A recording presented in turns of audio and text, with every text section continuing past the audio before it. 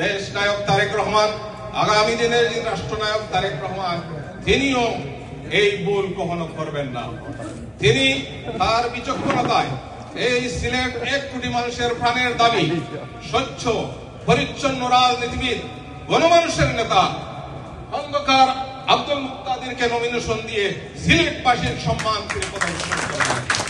আমরা বিশ্বাস করি আগামী দিনে বাংলাদেশ জাতীয়তাবাদী দল যদি সরকার গঠনের সুযোগ পায় এবং সিলেট বিভাগ থেকে যদি একজনকে মন্ত্রী করা হয়, সেই মন্ত্রী হওয়ার যোগ্যতা রাখেন আমার ভাই খন্দকার আব্দুল মুক্তাদির। আমরা ওনাকে দাবি বলে বলে ওনার কারবারি করতে চাই না, উনি সব বিষয় ওনার জানা আছে।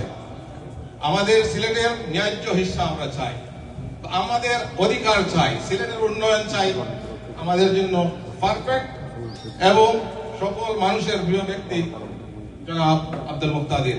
আমি তার রাজনৈতিক ভবিষ্যৎ সফলতা কামনা করি এবং আমরা প্রবাস থেকে আমাদের এই সুযোগ আসছে, আমরা ভোটাধিকার কিভাবে প্রয়োগ করে তাকে নির্বাচিত করে সিলেটের মান মর্যাদাকে আরো উন্নত করি। এই সিলেট থেকে যিনি নির্বাচিত এর আগেও বলেছেন, এটা বাংলাদেশের রেওয়াজ আজ পর্যন্ত পরিবর্তন হয় নাই।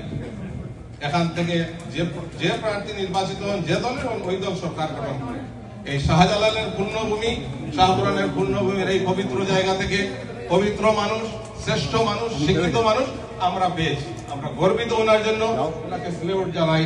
আমি আজকের এই সভায় আপনাদের সবাইকে অশেষ ধন্যবাদ জানিয়ে এখন আমার বক্তব্য শেষ করবো। যেহেতু শেষ বক্তা